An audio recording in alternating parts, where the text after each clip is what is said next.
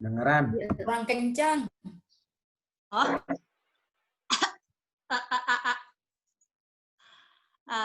Baik. Terima kasih sebelumnya untuk Jemaat Nyirum Lambai sudah menjadikan saya salah satu pokok doa yang didoakan setiap hari. Saya bersyukur ada di jemaat yang sangat mendukung saya, yang mensupport saya, sehingga hari ini saya boleh mengambil keputusan untuk dibaptis. Memang perjalanannya sangat panjang. Bahkan sejujurnya untuk dibaptis ini tidak pernah masuk di wishlist saya.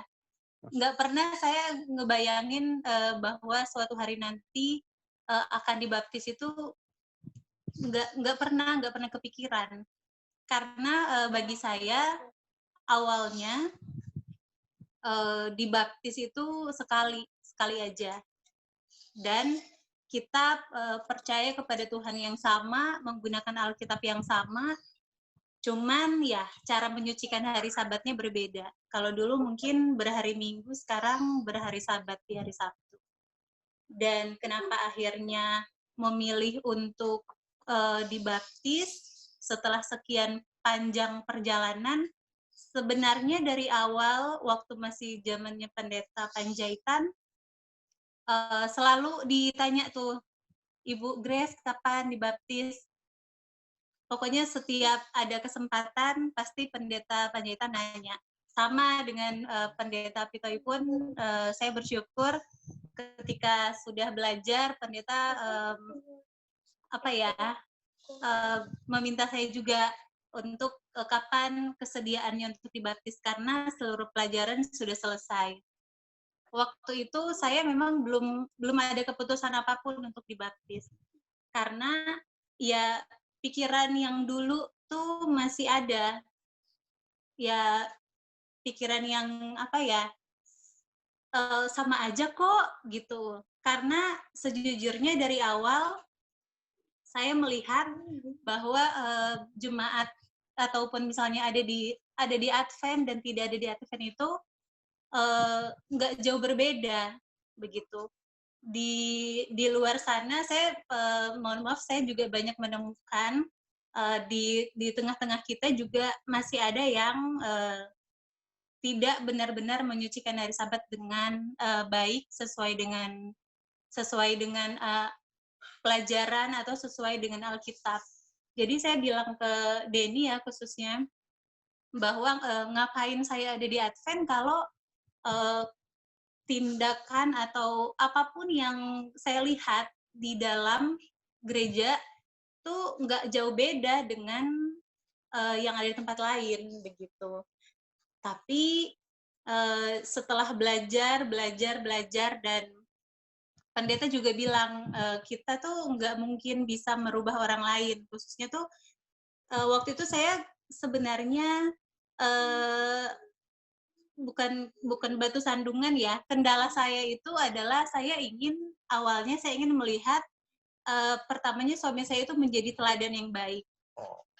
Gitu. Jadi karena Denny yang awalnya mengenalkan saya dengan kebenaran Advent, saya juga ingin melihat dia benar-benar menerapkan kebenaran itu dalam kehidupan setiap hari gitu.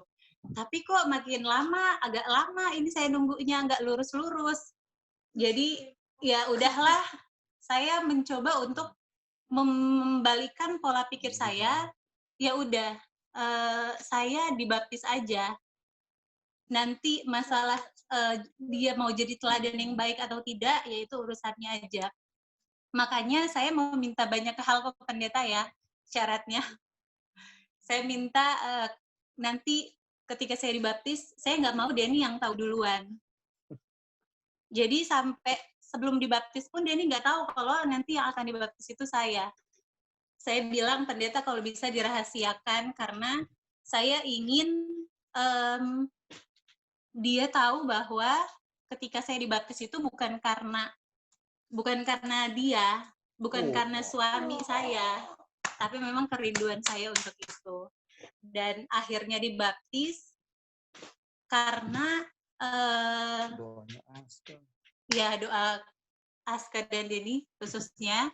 Yang kedua, ternyata saya menyadari bahwa percaya aja nggak cukup. Percaya sama Tuhan aja nggak cukup. Kita juga harus melakukan semua perintahnya dan termasuk menyerahkan diri untuk dibaptis.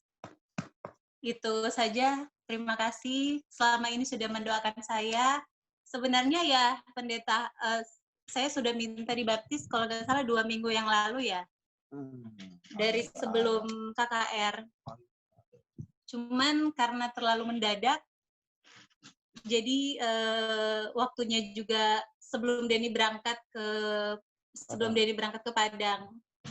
Tapi ternyata mungkin karena ada juga persiapan yang harus dilakukan, kolamnya juga waktu itu belum dibenerin, jadi karena waktunya terlalu singkat, jadi adalah hari ini untuk mengambil keputusannya akhirnya hari ini. Hari ini yang terbaik. Dan itu saja, terima kasih. Tuhan memberkati kita semua dan mohon doakan terus saya agar tetap bertumbuh iman percaya saya kepada Tuhan. Terima kasih. Amin. Amin. Tanya. Amin. Boleh bertanya kan pendeta? Iya, tadi dia udah oke untuk kalau ada pertanyaan. Jadi silakan kalau ada pertanyaan. Cuman pengen tahu saja. Mulai kapan, sejak kapan Grace mantap untuk dibaptis?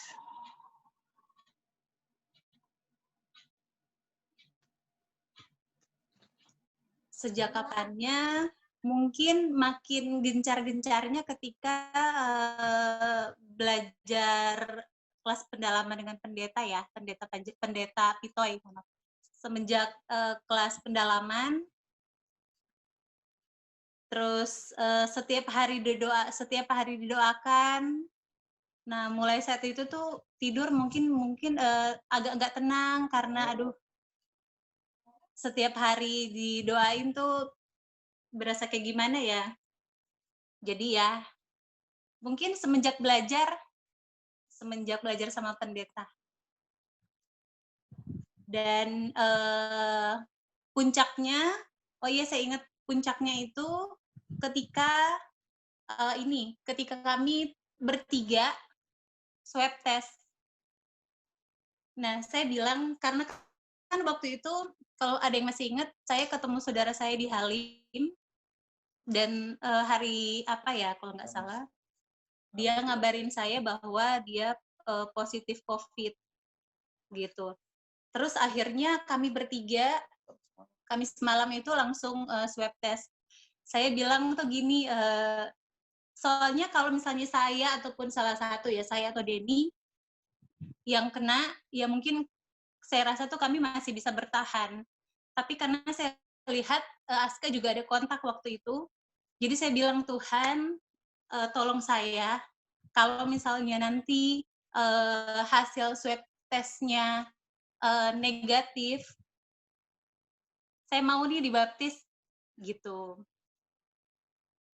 Walaupun sebelum-sebelumnya itu, saya juga sering buat janji kayak gitu ya, waktu hamil saya tuh waktu itu berdoa, ya Tuhan, nanti kalau saya hamil, saya mau nih dibaptis, gitu. Cuman Tuhan mungkin punya cara lain. Jadi ketika kehamilan saya tidak bertahan, saya jadi mulai dari situ saya jadi banyak berpikir bahwa apakah ada yang salah dengan doa saya atau tidak. Mulai dari situ saya merubah pola pikir saya. Kayaknya berdoanya nggak gitu, nggak harus gitu. Saya ingat pernah saya lihat ada kisah inspirasi itu, ada yang saya pernah baca di buku, dia bilangnya gini, percakapan antara manusia dan Tuhan ya kalau nggak salah itu, dia bilang, si manusianya ngomong gini, Tuhan kasih saya dunia, maka saya akan mengikutimu, gitu. Terus Tuhannya jawab, ikut saya dulu nih, baru saya ngasih tahu dunia itu kayak apa, gitu. Sama saya juga dulu awalnya Tuhan kasih saya kehamilan dulu deh, baru saya mau nih ikut Tuhan dengan cara ya saya menyerahkan diri dibaptis. Tapi kalau sampai waktu itu belum terlaksana berarti ya ada rencana Tuhan yang lain buat saya. Dan sekarang lah waktu yang tepat buat saya untuk benar-benar menyerahkan diri saya dibaptis. Terima kasih. Oke, terima kasih ya kesaksiannya. Sebelum saya memberikan dari sudut pandang sebagai yang mengajar Grace ya, saya ingin menambahkan apa yang dia saksikan ya. Yang poinnya, yang penting mungkin jadi pelajaran buat kita saudara-saudara ya. Ya, yang membuat dia sampai 8 tahun lebih bergereja dengan kita, tapi kemudian belum juga meyakinkan Grace untuk dibaptis. Kalau saudara menyimak apa yang dia katakan tadi, adalah bahwa buat apa dia mengikuti sesuatu yang tidak lebih baik. Iya kan? Bisa dibilang begitu. Kenapa tidak lebih baik? Oleh karena toh kita tidak menyucikan Sabat sebagaimana seharusnya. Jadi ya nggak ada bedanya, ya sebenarnya. Ya, jadi saudara-saudara, ini yang bikin dia sampai sekian lama ya. Jadi ini yang juga menyatakan kepada kita apa yang merupakan ekspresi atau satu ungkapan dalam bahasa Inggris yang bilang action speaks louder than words. Ya, tindakan berbicara lebih keras daripada kata-kata. Ya, saudara-saudara, tidak peduli kita khotbah sampai berbusa-busa ya. Tapi kalau kita tidak menghidupkan apa yang kita khotbahkan, maka kebenaran itu punya kuasa akan sangat-sangat berkurang. Bisa dibilang hilang. Jadi, biarlah ini jadi pelajaran buat kita semua, saudara-saudara ya, bahwa dalam menginjil itu adalah teamwork. Ada yang mengkhotbah kebenaran pas KKR, tetapi yang lebih dilihat oleh Grace bukan KKR-nya, ya, tapi lebih kepada kesalehan kita mengikuti firman Tuhan. Apa kita ini benar-benar ngikutin firman Tuhan atau tidak? Kalau kita cuma ngomong doang dan kita sendiri tidak lakukan, maka kekuatan dari kebenaran itu akan sangat-sangat berkurang. Ya, jadi saya highlights itu buat kita saudara-saudara untuk jadi pelajaran ya, bahwa saya dan saudara punya kontribusi ya untuk menangkan jiwa. Tanpa kita harus jadi evangelis, tanpa kita menjadi pengkhotbah di KKR, ya, yaitu kesalehan saya dan saudara dalam bergereja setiap hari dan orang-orang di gereja melihat kita, ya, orang-orang di gereja melihat kita, ya. Jadi inilah memang rencana Tuhan ya, satu jemaat dibuat, kemudian jemaatnya hidup saleh, dan itu yang memberikan kekuatan, kuasa kepada orang-orang yang lihat untuk yakin bahwa inilah kebenaran yang harus diikuti. Ya, sekarang saya mau memberikan kesaksian dari sudut pandang sebagai yang ngajar ya. Tadi sesudah baptisan saya bilang ya, ya saya akan makan, saya nggak akan puasa. Ya, jadi saya nggak puasa tadi. Ya, karena sukacita bahwa pada akhirnya Grace memutuskan untuk dibaptis. Terus saya bilang bahwa Grace ini termasuk jiwa yang saya ajar yang paling lama untuk diyakinkan dengan kebenaran, ya, paling lama. Ya paling lama dalam pergumulan untuk ya didoakan ya. Pada akhirnya ini Grace salah satu yang paling lama. Tapi saya bersyukur, saya katakan, karena itu membuat jadinya kita berdoa setiap hari, yang sama-sama 2 kali sehari, maupun yang secara pribadi, berdoa terus. Jadi mengajar untuk tekun berdoa, tidak menyerah. Dan saudara dengarkan kesaksiannya ya, gimana rasanya kalau tiap hari didoain. Ya, jadi ya saudara-saudara, semoga ini menguatkan kita untuk jangan berhenti berdoa. Ya, kalau kita berdoa terus Grace nggak dibaptis, terus kita langsung patah semangat, kita berhenti berdoa, dia nggak dibaptis sekarang. Jadi kita puji Tuhan, ya. Biarlah ini menguatkan kita sekali lagi, meyakinkan kita, meneguhkan kita bahwa ketekunan itu akan membawa hasil. Tapi nekat aja, terus saja berusaha. Setetes air bisa menghancurkan karang batu yang keras. Betul atau tidak? Ya kan? Setetes air ya. Tiap hari dia jatuh. Lama-lama kita lihat itu karang yang keras luar biasa, mulai ada lubangnya. Iya kan? Ya, jadi saudara-saudara, demikianlah doa. Ya, kadang-kadang Tuhan tidak langsung jawab doa kita karena Tuhan tahu kalau sudah dijawab kita nggak akan lagi berdoa. Jadi saya berharap kita akan terus berdoa karena masih ada David dan Theo ya, saudara Hence. Ya, jadi itu satu ya. Tapi di satu sisi, saudara-saudara, memang Grace orangnya dia nggak mau main-main ya. Dia nggak mau cuma sekedar ikut-ikutan. Jadi dia lama karena dia memang serius, ya. Jadi bukan karena Denny, itu dia mau tekankan sekali bukan karena Denny, ya. Jadi ya itu menyatakan bahwa dia seorang yang betul-betul jujur ya dengan imannya, dengan kepercayaannya, nggak mau cuma sekedar ikut-ikutan suami. Jadi ini satu poin yang bagi saya kualitas yang baik, yang bagus dimiliki oleh Grace, ya, bahwa kalau dia ikut-ikutan dari 2012 mungkin dia sudah dibaptis, ya, tapi dia tidak demikian, saudara-saudara. Saya yakin dia punya ketulusan, kesungguh-sungguhan itu, ya Tuhan sendiri yang akan menghargainya, ya. Ini dari perspektif yang ngajar. Ya saya banyak mengajar orang, ya bisa dibilang, ya Grace juga salah satu yang paling lama ya belajar, dan puji Tuhan, saya yakin dan percaya semua karena kuasa Roh Kudus yang telah bekerja, ya meyakinkan orang untuk dibaptis itu bukan pekerjaan manusia, bukan pekerjaan saya. Saya tugasnya hanya mengajar, ya, dan bertanya sudah mengerti. Kalau belum mengerti saya ulang. Kalau sudah mengerti apa keputusannya, kan begitu.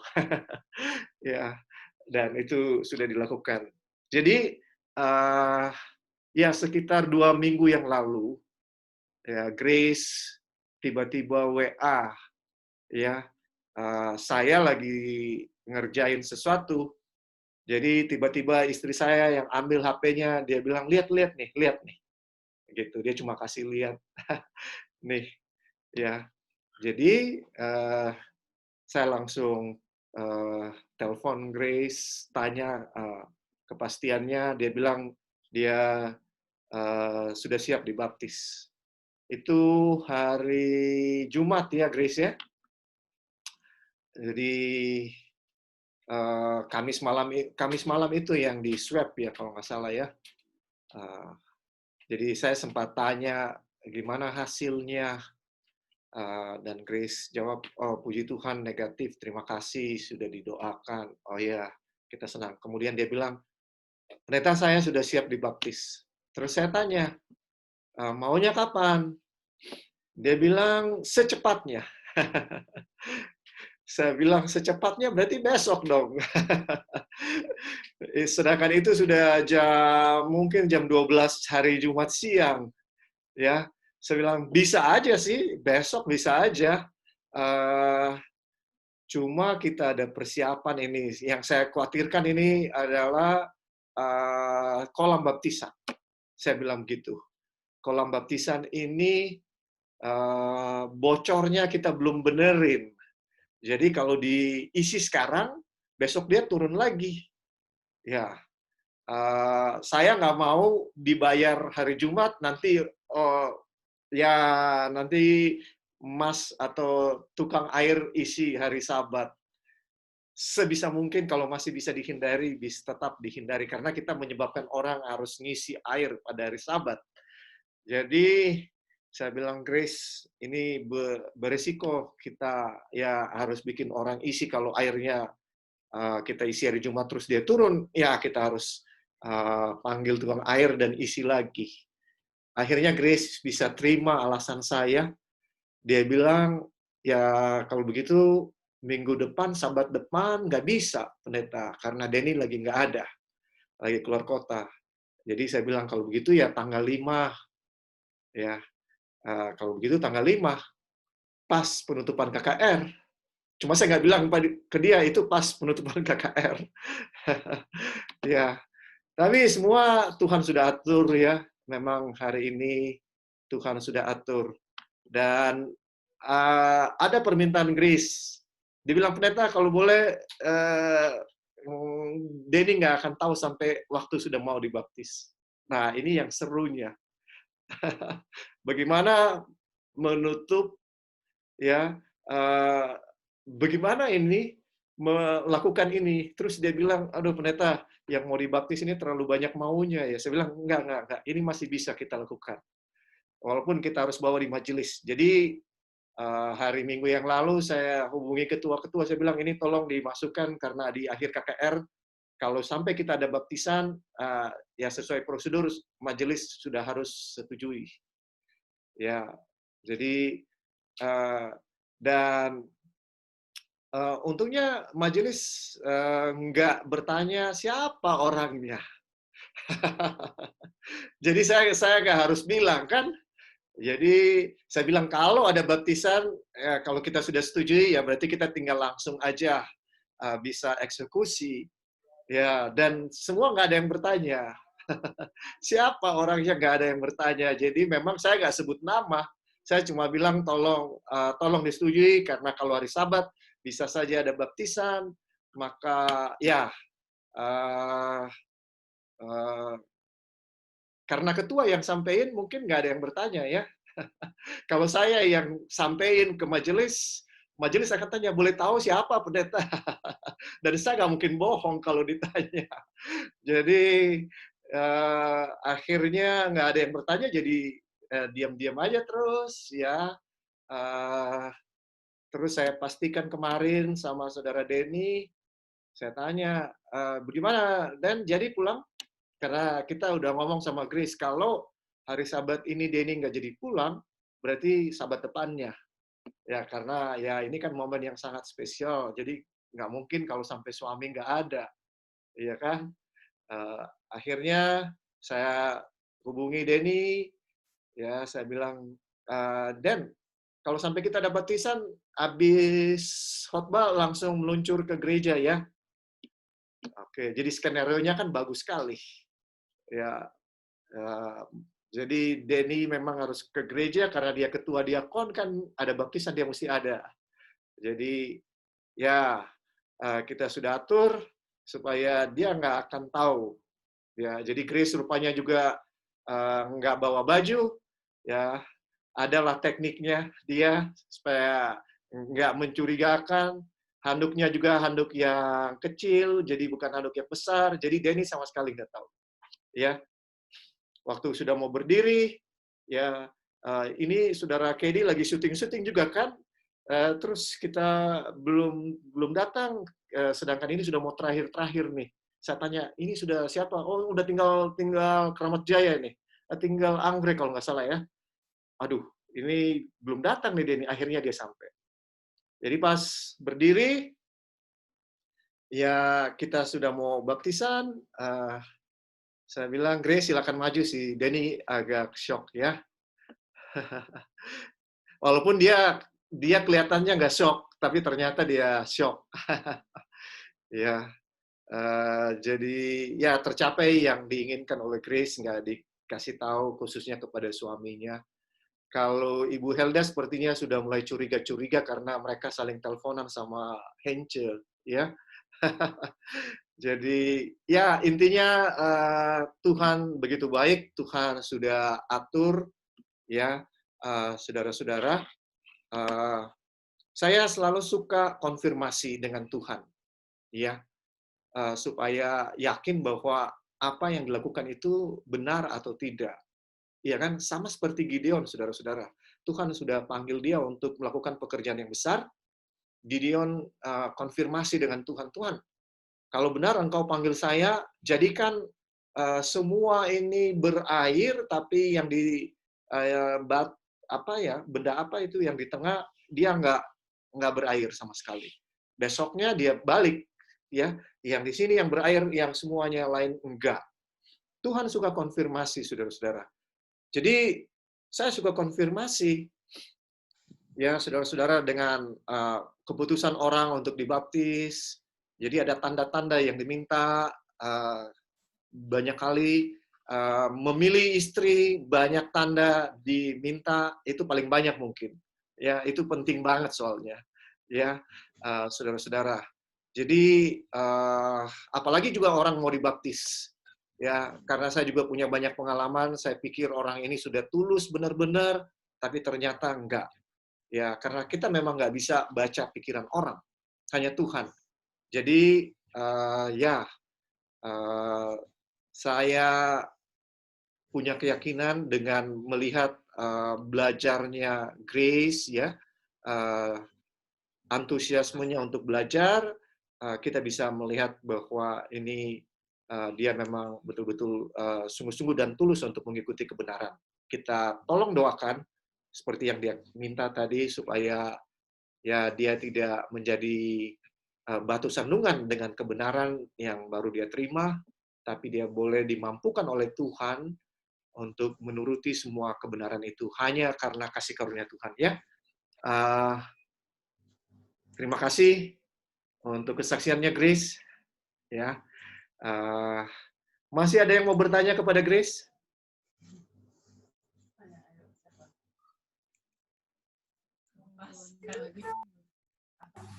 Mau tanya pendeta sama Grace.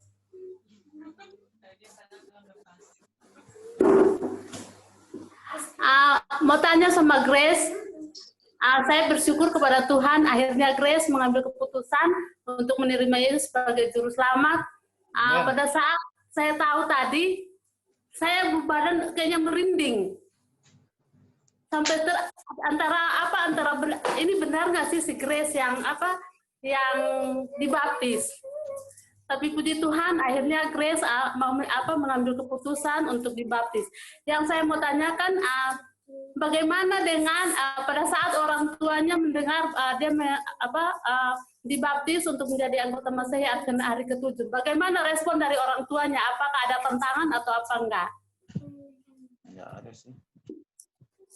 Terima kasih, Kak. Sampai saat ini sih saya belum ada Informasi. belum ngasih info ke orang tua ya. Cuman sebelumnya saya udah pernah bilang ke mama khususnya bahwa Mah, saya bergereja di Advent sekarang, udah nggak pernah gereja lagi hari Minggu gitu. Dan mama juga no comment sih, nggak ada penentangan atau nggak ada pertanyaannya juga. Mama cuma bilang, ya sudah kalau kamu maunya seperti itu, nggak apa-apa. Jadi nggak ada, kalau untuk bagi saya pribadi ya, kalau untuk orang tua sih nggak ada masalah. Mudah-mudahan. Amin. Amin. Udah, Jublina sudah jelas. Saya mau tanya dong. Banyak ya pertanyaannya. Kalau tadi Jublina bilang Jublina mending, saya ambil video aja tadi hampir jatuh saya punya kamera. Ya kan? Karena kenapa? Saya juga hampir menitikan air mata. Kan pertanyaan yang sama. Pada habis waktu Grace sudah dibaptis, saya keluar dan saya tanya sama Denny. Den, satu pertanyaan aja. Bagaimana orang tua dari Grace untuk ini? Karena bukan apa-apa.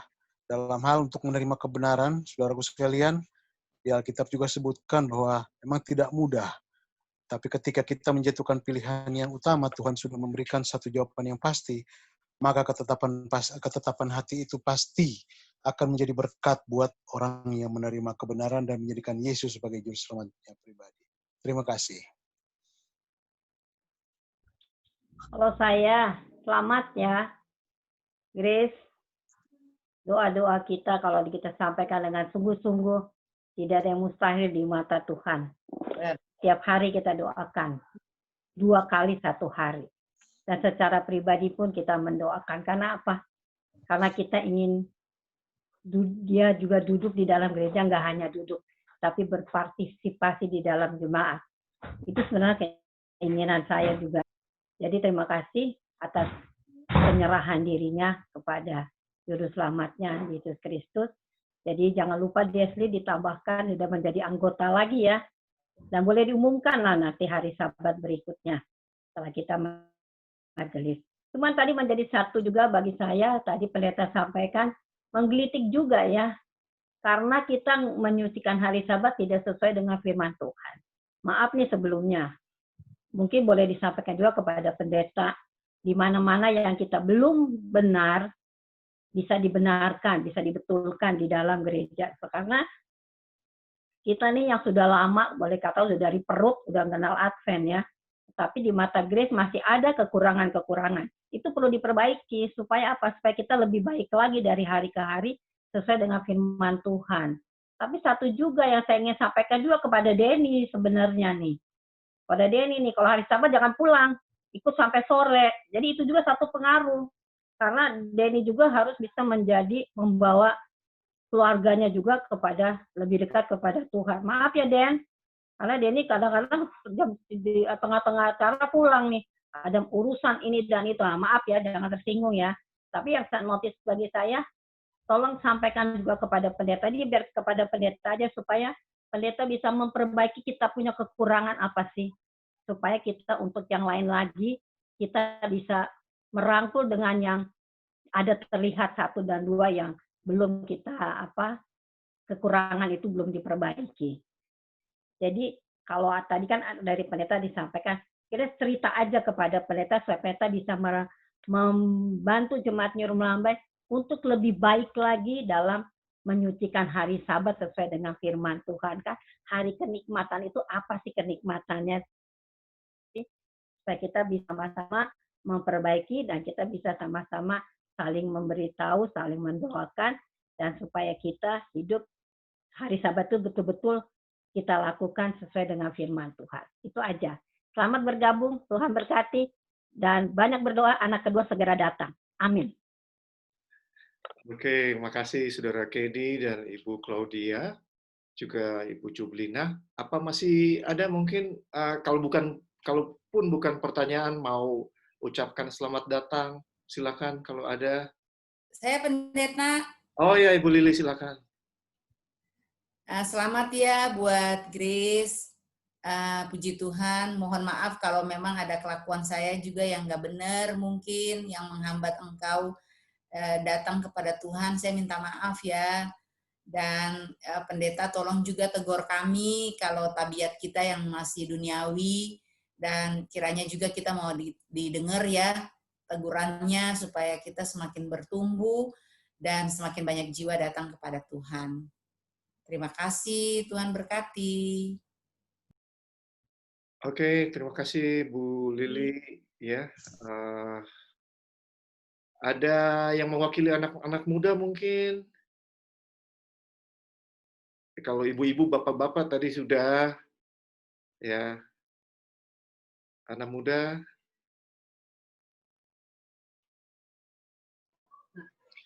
Kak Grace, aku mau nanya dong. Oh, tidak. Ya selamat Sabat. Aku mau nanya Kak Grace. Sebelumnya selamat ya Kak Grace. Aku mau nanya, pas Kak Grace setelah dibaptis itu, Kak Grace ngerasain apa gitu? Ada perbedaan nggak? Ada kayak spiritualnya beda nggak sama sebelum sama sesudah dibaptis gitu. Udah sih aku mau nanya itu aja. Makasih Kak. Terima kasih. Perbedaannya pasti ada ya. Kalau sebelum dibaptis, saya apa ya?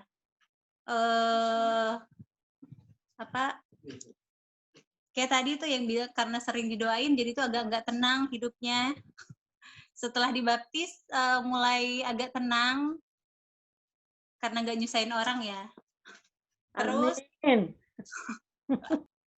jadi kan pokok doanya nggak 80-an ya, jadi cuma 79 sekarang ya. Terus yang paling berasa tuh saya merasa bahwa saya bersyukur sudah dimeteraikan di Advent, jadi saya juga sudah bukannya mau sombong, tapi berasa ini dan jadi tuh jadinya pengen Tuhan secepatnya datang nih biar saya juga bisa keangkat gitu. Karena sebelum dibaptis saya agak nggak tenang hidupnya. Sama kayak waktu kemarin saya bilang waktu di swab test itu, saya bilang aduh kalau Tuhan datang sekarang saya belum terima kebenaran, saya belum dibaptis, gimana ya nasib saya gitu. Tapi ketika saya dibaptis, saya punya kelegaan sendiri bahwa saya itu ketika Tuhan datang mungkin bersama-sama dengan jemaat yang lain, jemaat Nyur juga akan terangkat bersama dengan Tuhan. Itu aja.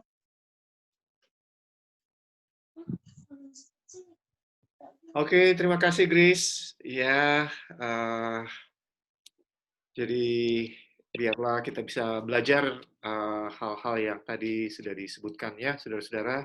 Yang pasti kita harus terus berdoa supaya lebih banyak jiwa-jiwa bisa mengenal kebenaran melalui jemaat Nyur ya ataupun jemaat-jemaat yang lain.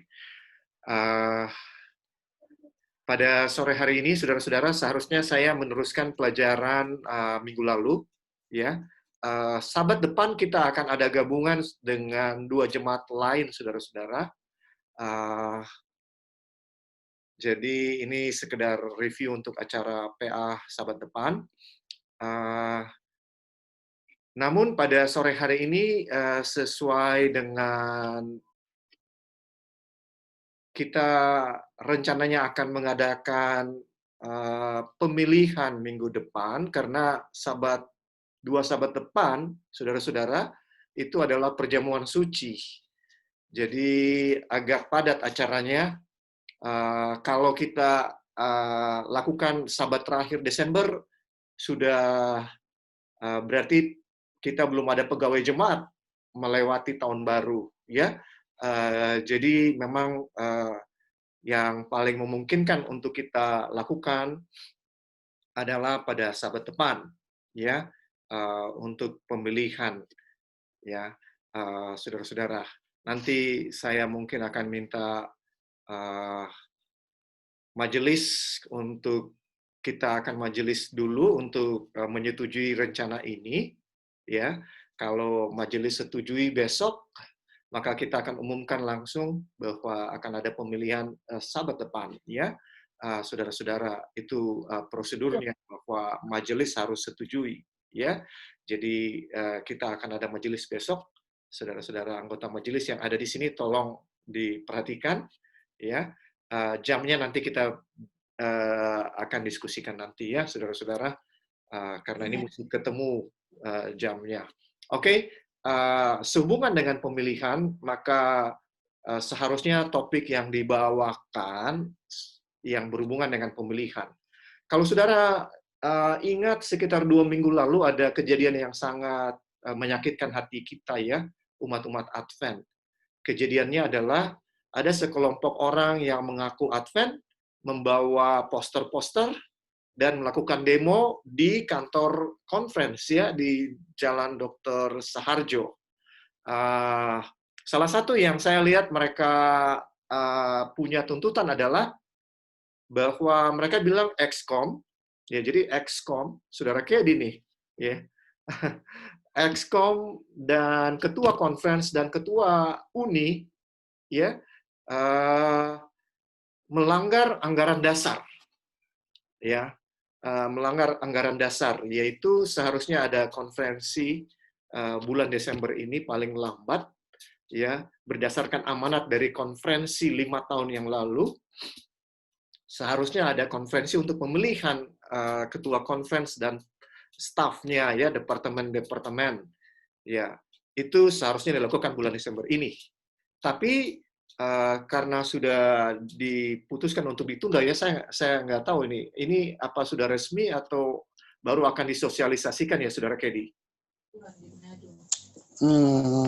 Baik, begini, saudaraku sekalian, jadi perlu diluruskan juga bahwa berita atau informasi tentang Nggak kelihatan mukanya. apa-apalah, nggak usah lihat muka kan, yang penting suara ada.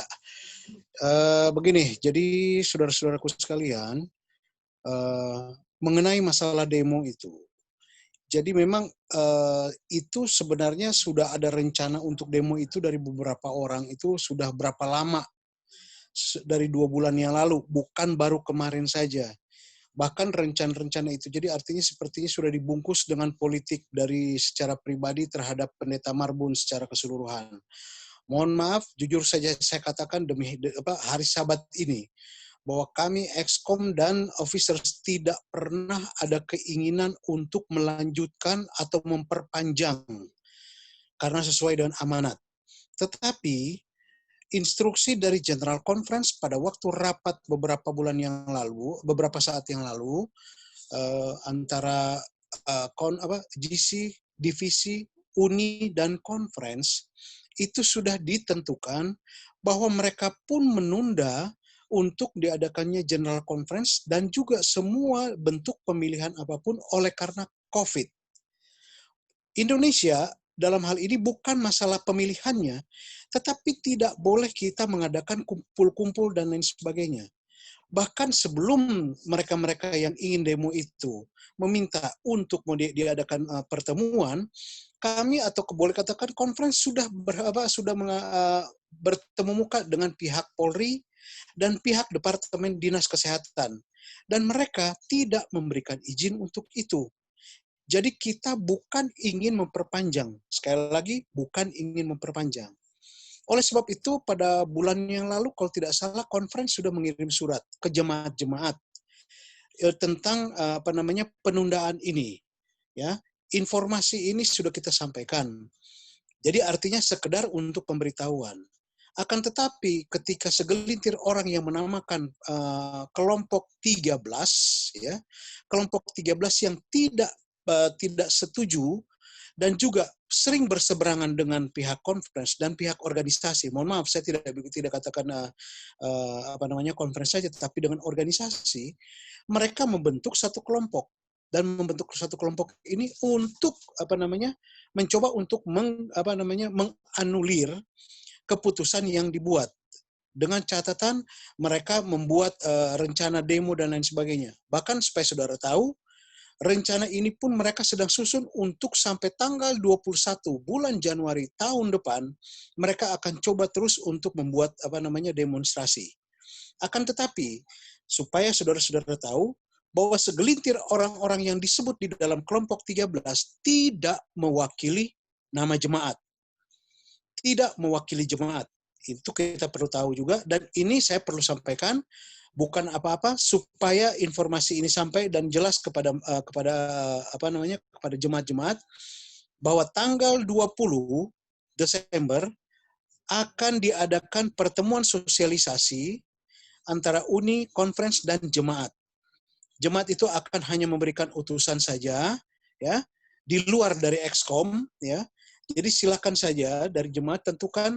Yang memang diminta adalah ketua perwakilan. Karena kenapa kita di jemaat, kita di conference ini ada 176 gereja. Jadi akan ada 176 perwakilan dari masing-masing gereja untuk hadir di dalam acara sosialisasi tersebut. Untuk apa sosialisasi tersebut? Kita akan memberikan penjelasan, uni juga akan memberikan penjelasan supaya clear semuanya. Jadi kalau sampai ada rencana-rencana di luar daripada itu bukan mengatasnamakan jemaat. Dan perlu saya sampaikan juga, kami baru saja rapat Excom beberapa rapat akhir tahun minggu yang lalu dari hari Senin sampai Selasa dan Selasa itu sudah dijelaskan bahwa tidak ada yang menamakan jemaat. Tidak ada yang mengataskan nama satu jemaat yang mengikuti demo tersebut. Jadi ini perlu untuk disampaikan. Nah, kalau memang ada informasi saudara-saudara tentang nama jemaat mungkin yang ikut demo tersebut yang mengatasnamakan jemaat ya, tolong sampaikan kepada kami. Tolong sampaikan kepada kami supaya kami akan sosialisasikan dengan mereka. Karena kenapa? Kita tahu bahwa bagaimana para demonstran itu, walaupun tidak semua, tetapi mereka adalah bayaran. Kita pastikan itu, karena kenapa? Karena kita sudah lihat beberapa video yang beredar, bagaimana para pendemo yang datang situ, mereka sementara yang lain berorasi, yang lain sementara merokok. Dan itu sudah jelas-jelas bahwa mereka bukan dari anggota jemaat. Itu saja yang perlu saya sampaikan. Klarifikasi selanjutnya nanti akan diberikan pada tanggal 20. Demikian, Pendeta. Terima kasih. Oke, terima kasih Saudara Kedi ya. Kita beruntung kita punya anggota Excom supaya infonya itu langsung kita terima. Saudara-saudara, sehubungan dengan hal ini ya, selalu jadi masalah di jemaat-jemaat ya, baik jemaat kecil atau jemaat besar ya, soal pemilihan. Ya, demikian juga di tingkat conference. Nah, saya ingin bagikan sore hari ini saudara-saudara nasihat daripada Roh Nubuat sehubungan dengan sehubungan dengan hal ini ya, soal pemilihan ini ya. Semoga ini bisa juga menjadi acuan bagi kita di jemaat nanti waktu kita mengadakan istilahnya pemilihan ya, seharusnya seperti apa. Ini kira-kira akan menolong kita untuk menjadi acuan. Khususnya nanti kalau saudara terpilih sebagai anggota panitia pemilih, ya, kalau saudara terpilih sebagai anggota pemilih, ya, maka ya saudara akan bisa dikatakan ya akan harus memilih, dan alangkah baiknya kalau saudara mengerti prinsip-prinsip pemilihan ini. Karena kalau kita tidak mengerti, maka kita bisa aja salah memilih, dan apa yang kita pilih akan menentukan kemajuan jemaat. Jadi ini sangat-sangat krusial ya, sangat-sangat penting bisa dibilang saudara-saudara ya.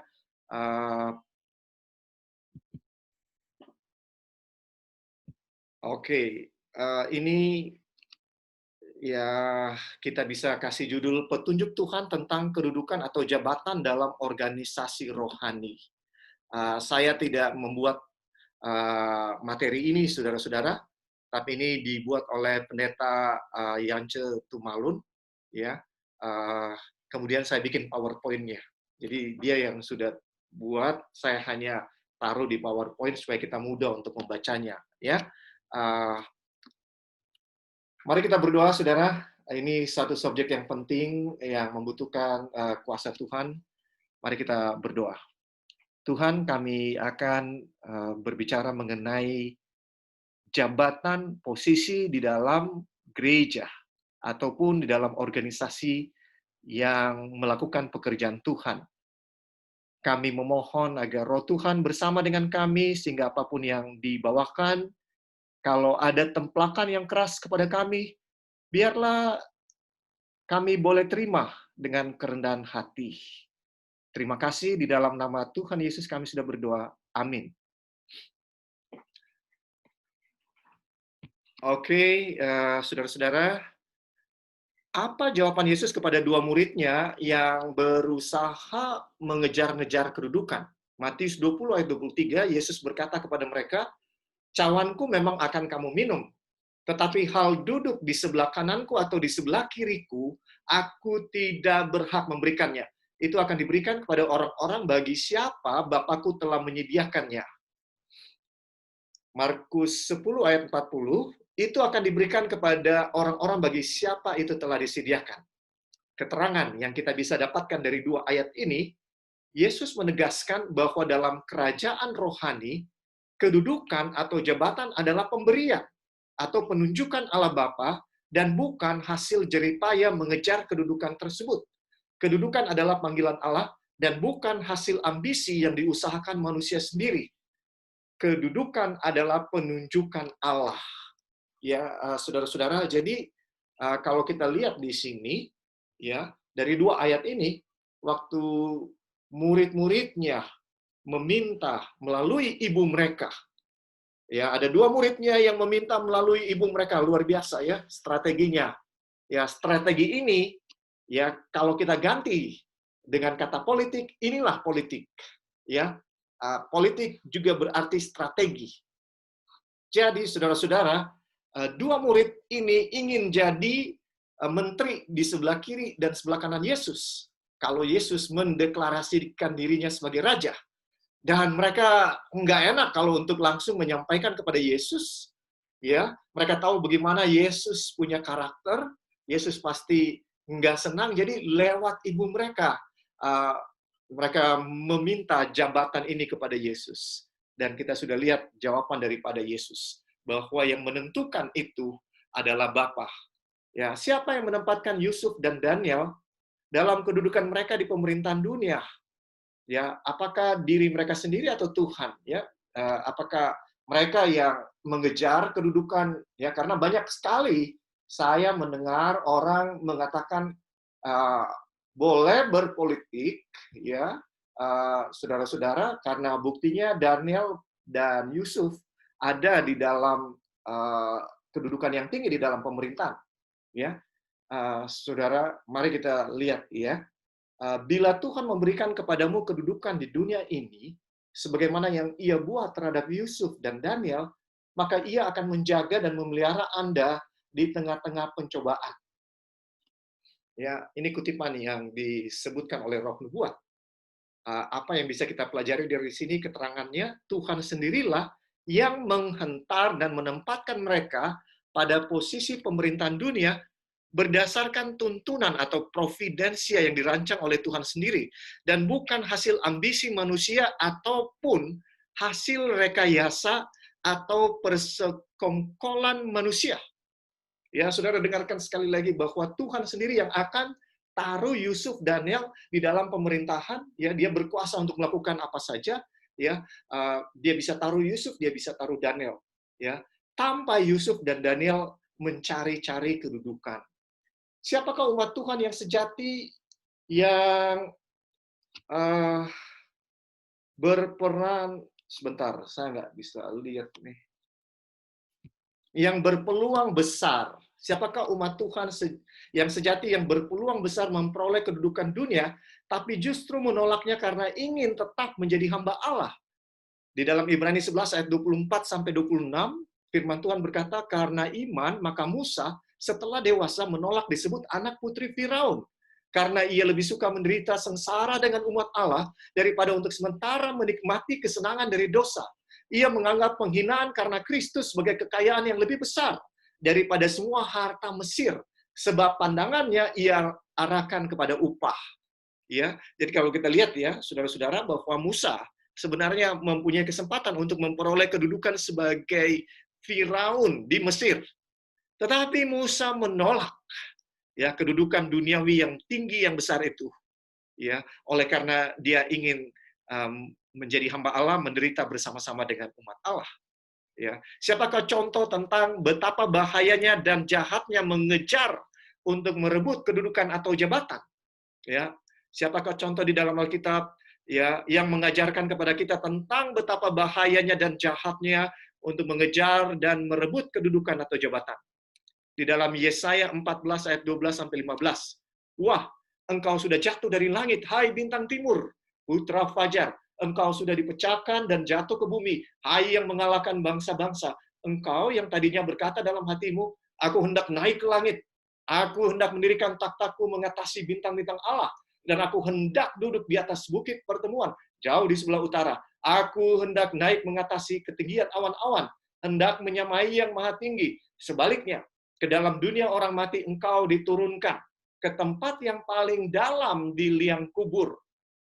Ya, saudara-saudara, kita tahu ini adalah berbicara mengenai Lucifer yang ingin menjadi sama dengan Allah dan di dalam otoritas, ya, di dalam wewenang, dan dia akhirnya memberontak dari dalam surga. Kedudukan sangat berbahaya, saudara-saudara. Ya, hanya dengan pengenalan jelas akan hal-hal rohani sehingga kemurtatan awal dapat dimengerti. Kerusuhan di surga dimulai dengan dengan mementingkan diri untuk merebut kedudukan. Keinginan di pihak Lucifer untuk menjadi serupa dengan Allah. Ya, disebutkan ya, kerusuhan di surga dimulai oleh karena Lucifer ingin merebut kedudukan dari Allah. Apa komentar Alkitab bagi yang rela menerima penunjukan Allah untuk satu jabatan dalam kerajaan rohani? 1 Timotius 3 ayat 1 mengatakan, benarlah perkataan ini, orang yang menghendaki jabatan pengawas jemaat menginginkan pekerjaan yang mulia. Ya, kalau saudara ingin melayani di jemaat, itu sesuatu keinginan yang mulia bisa dibilang ya, karena pekerjaan di jemaat adalah pekerjaan yang mulia. Apakah saudara kostor? Apakah saudara ini penerima tamu, pemain piano, ya? Apakah saudara yang mengatur sound system, yang mengoperasikan komputer, ya, dan layar? Saudara-saudara, bagi Tuhan dia tidak lihat besar kecil pekerjaan yang saya dan saudara lakukan atau besar atau kecil tanggung jawab yang kita miliki. Yang dia lihat hati kita dalam melayani, ya, sebagai rasa syukur kita, terima kasih kita kepada kebaikan Tuhan dalam hidup kita, ya, saudara-saudara.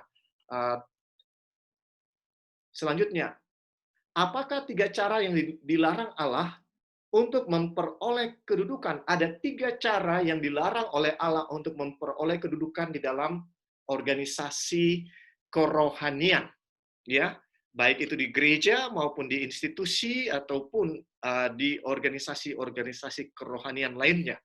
Di dalam kerajaan Allah, kedudukan tidak diperoleh atas dasar favoritisme, ya, tidak diperoleh atas dasar favoritisme.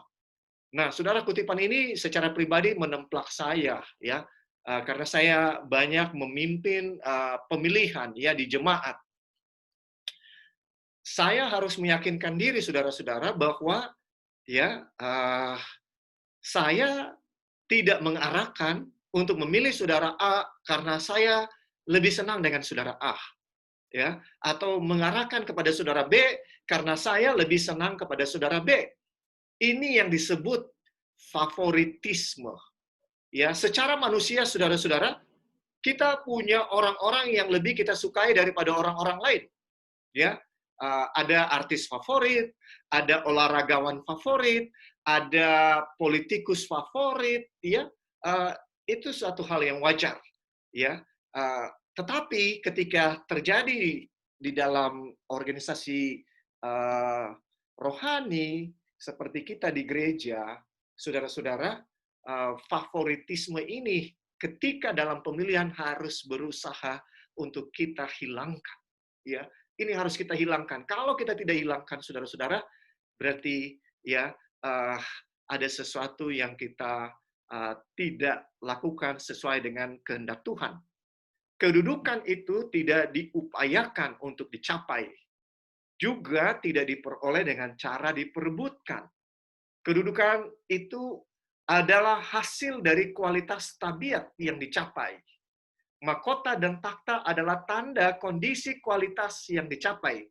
Tanda keberhasilan mengalahkan diri sendiri melalui rahmat Tuhan kita Yesus Kristus. Saudara, ada sesuatu yang bagi saya luar biasa di dalam kutipan ini, bahwa kedudukan di dalam organisasi rohani, ya, adalah hasil dari kualitas tabiat, ya. kualitas tabiat, karakter yang dicapai. Nah, kenapa saya tertarik dengan statement ini? Karena saya melihat bahwa sekarang yang disebut dengan hal ini oleh Nyonya White ini tidak dijalankan, saudara-saudara, ya. Atau mungkin ini di overlook, tidak dilihat bahwa apa sih yang menjadi dasar daripada pemilihan untuk pegawai jemaat, untuk pegawai conference, uni, dan seterusnya, saudara-saudara. Ternyata bukan berapa jumlah orang yang dibaptis. Ternyata bukan berhasil mengembangkan satu jemaat. Dari jemaat yang kurang maju, jadi satu jemaat yang maju. Ternyata bukan semua itu. Ya, saudara-saudara, berdasarkan roh nubuat, maka yang menjadi ukurannya adalah kualitas tabiat. Kalau saudara nanti terpilih minggu depan menjadi anggota pemilih, saudara-saudara ingat, ketika kita harus memilih satu nama, perhatikan kualitas tabiat daripada orang yang saudara akan pilih. Saudara dan saya punya tanggung jawab ya kepada kemajuan jemaat New York, ya, kalau kita akhirnya melakukan pilihan yang kurang tepat. Karena kualitas dari majelis atau pegawai jemaat yang akan menentukan jemaat itu maju atau tidak, saudara-saudara. Jadi, kita akan melakukan pekerjaan yang sangat penting, yaitu panitia pra-pemilih dan panitia pemilih akan melakukan pekerjaan yang sangat penting. Dan sekali lagi, ketika saudara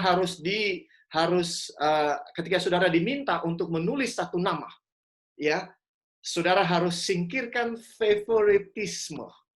Saudara harus singkirkan, oh karena saya lebih dekat dengan saudara A, saya mau dia aja. Harus disingkirkan, nggak boleh itu, saudara. Tapi saudara harus lihat siapa yang memenuhi standar, yang memenuhi kriteria berdasarkan nasihat daripada roh nubuat ini. Yaitu, dia harus punya kualitas tabiat. Ya, mahkota dan takhta adalah tanda kondisi kualitas yang dicapai, tanda keberhasilan. Ya, secara khusus, tanda keberhasilan mengalahkan diri sendiri. Tentunya melalui rahmat Tuhan Yesus Kristus saja, saudara-saudara. Berdasarkan keterangan ini, larangan Tuhan ini mencakup KKN, kampanye politik, rekayasa, persekongkolan, dan kegiatan rahasia yang semuanya dimaksudkan untuk menggerakkan orang lain memilih orang tertentu atau diri sendiri. Ya, saudara-saudara, keterangan yang dibuat oleh Pendeta Tumalun di sini, memang dia sedang melihat apa yang terjadi di setiap kali tahun-tahun pemilihan di dalam organisasi gereja. Ya, di mana-manapun dia berada, ya, dia melihat bahwa ada persekongkolan, rekayasa, ya, yang terjadi. Ini yang menjadi latar belakang kenapa keterangannya seperti ini, saudara-saudara. Apa kebiasaan dunia yang tidak boleh diizinkan merembes masuk dalam pekerjaan Tuhan? Seisi sorga sedang memandang kepada umat Allah pemelihara hukum zaman ini. Penghuni sorga menyaksikan perpecahan dan pertikaian di antara bangsa-bangsa dunia ini yang dikendalikan oleh kuasa raja kegelapan. Pertikaian dan pertikaian berada di mana-mana. Manusia bertarung memperebutkan tempat dan kedudukan di dunia ini dan menggunakan setiap cara yang dapat dibuat untuk mencapai tujuan yang mereka kejar. Tapi, akankah mereka, penghuni surga, menyaksikan juga roh seperti ini merembes masuk ke dalam gereja? Akankah pertikaian dan perpecahan berkecamuk di antara umat yang telah melihat terang yang besar? Akankah kejahatan ini menodai umat yang Allah telah tempatkan menjadi terang dunia? Bukankah sebagai gantinya kebenaran suci murni dari Allah dianut dan dipelihara tetap menyala di atas mezbah setiap hati lalu dirembeskan ke dunia? Ya, saudara-saudara, Nyonya White menyatakan di sini dengan jelas bahwa di dunia perpecahan dan pertikaian terjadi di antara bangsa-bangsa oleh karena mereka dikendalikan oleh kuasa raja kegelapan. Ya, ada pertikaian dan pertikaian di mana-mana. Mereka bertarung memperebutkan tempat dan kedudukan di dunia ini menggunakan setiap cara yang dapat dibuat untuk mencapai tujuan yang mereka kejar. Ya, saudara-saudara. Dan ini mau nggak mau, suka tidak suka, memasuki juga gereja. Nyonya White melihat bahwa ini juga memasuki gereja, ya, dan dia menanyakan semuanya ini, ya, apa kita akan membiarkan itu masuk ke dalam gereja, ya, di dalam poin berikutnya. Apa bahasa yang Tuhan pakai untuk menyatakan ketidaksetujuannya terhadap orang yang berjuang mengejar-ngejar kedudukan? Mereka yang berjuang mengejar kedudukan, yang berupaya menjadi yang terbesar, akan disebut terkecil di dalam kerajaan surga. Ya, saudara, Yesus jelas berkata, siapa yang terbesar adalah yang melayani. Ya, pemimpin adalah pelayan. Ya, ini yang disebutkan. Jadi Tuhan Yesus, Alkitab tidak pernah mendorong orang untuk mengejar-ngejar kedudukan, baik di gereja maupun di conference, ya, uni dan seterusnya. Dalam pemilihan pemimpin di organisasi Tuhan, bolehkah mengupayakan kampanye politik atau kegiatan menggerakkan orang lain untuk memilih orang tertentu atau memilih diri sendiri? Mari kita lihat, ya, peraturan jemaat 128. Dalam pemilihan pegawai-pegawai di organisasi Masih Advent hari ke-7, tidak diizinkan adanya usaha satu orang atau satu kelompok kecil untuk mendikte seluruh anggota jemaat. Segala sesuatu yang bersifat politis harus dihindarkan. Ya, peraturan jemaat 132, tidak ada hal bersifat politik yang boleh diizinkan dalam tugas ini. Ya, peraturan jemaat jelas, tidak ada hal bersifat politik yang boleh diizinkan dalam tugas memilih, ya, tugas memilih. Apa prinsip Tuhan yang harus menjiwai setiap anggota komite pemilihan dalam memilih pemimpin-pemimpin rohani? Ya, apa prinsip Tuhan? Saya mau kembali ke nomor 9 dulu. Ada sesuatu yang saya teringat. Jadi, saudara-saudara, ya, saya buka sedikit rahasia. Rahasia saya, saudara-saudara. Ya, di sini kan dibilang bahwa ya, tidak boleh orang mempromosikan dirinya sendiri. Jadi kadang-kadang, saudara-saudara, ya, saya akan katakan, oh boleh saudara tulis nama saudara sendiri. Ya, saya mau lihat reaksi orang-orang saudara-saudara. Ya, ya ini sebenarnya rahasia, tapi saya sudah buka. Ya, saya mau lihat, ya, orang yang akan mempromosikan dirinya berdasarkan kutipan yang tadi kita lihat, ya saudara-saudara. Ini berarti bukan orang yang rohani. Ya, kalau kita lihat semua nabi yang dipilih, nggak ada yang mereka langsung bilang, oh ya Tuhan, saya siap. Nggak ada. Rata-rata semua nabi yang Tuhan pilih menolak karena mereka merasa tidak mampu. Itu sebabnya Tuhan pilih mereka. Tuhan tidak mau memilih orang yang merasa mampu, saudara. Mengapa? Karena orang yang merasa mampu, dia akan pakai caranya sendiri untuk melakukan pekerjaan yang Tuhan suruh. Karena dia rasa dia mampu untuk melakukan. Tapi kalau orang yang merasa tidak mampu, dia akan bergantung sepenuhnya kepada Tuhan. Ya, jadi ini salah satu tanda, saudara-saudara. Ya, dari mana kita tahu bahwa seseorang ini dia rohani atau tidak? Kalau orang merasa dia mampu jadi ketua conference, ya, berarti dia nggak rohani. Kalau saudara ada di nominating committee, jangan pilih saudara. Ya, kita punya tanggung jawab. Ya, pilihan kita akan Tuhan tuntut kalau kita pilih berdasarkan kepentingan kita. Ya, hati-hati. Ya, nanti kalau ada konferensi, bisa saja saudara masuk di panitia prapemilih atau panitia pemilih. Ya, ingat, ya, bahwa dasar kita untuk memilih, ya, lihat karakter daripada nama yang disebutkan, disodorkan. Lihat karakternya, itu yang terpenting. Lihat karakternya. Apa dia punya karakter seperti Yesus atau tidak? Ya, itu yang penting. Bukan pencapaiannya, saudara. Kalau kita lihat pencapaian, saudara, kita akan salah. Ya, tapi lihat karakternya. Nah, kalau saudara bilang, tapi saya nggak kenal dia, ya mungkin saudara minta untuk ke ketua nominating untuk bagaimana supaya kita kenal orang-orang ini yang kita akan pilih, iya kan, saudara-saudara. Hak kita untuk bilang, ya karena kita mau memilih, tapi kita nggak dikasih tahu orang-orangnya seperti apa, kan susah.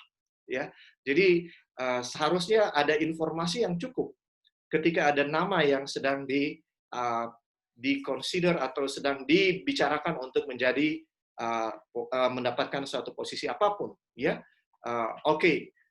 Nanti sesudah kita bahas semua ini, kalau saudara ada pertanyaan dan kita boleh diskusi bersama-sama ya. Nomor 10. Apa prinsip Tuhan yang harus menjiwai setiap anggota komite pemilihan dalam memilih pemimpin-pemimpin rohani? Ya, ini pertanyaan yang sangat penting buat kita.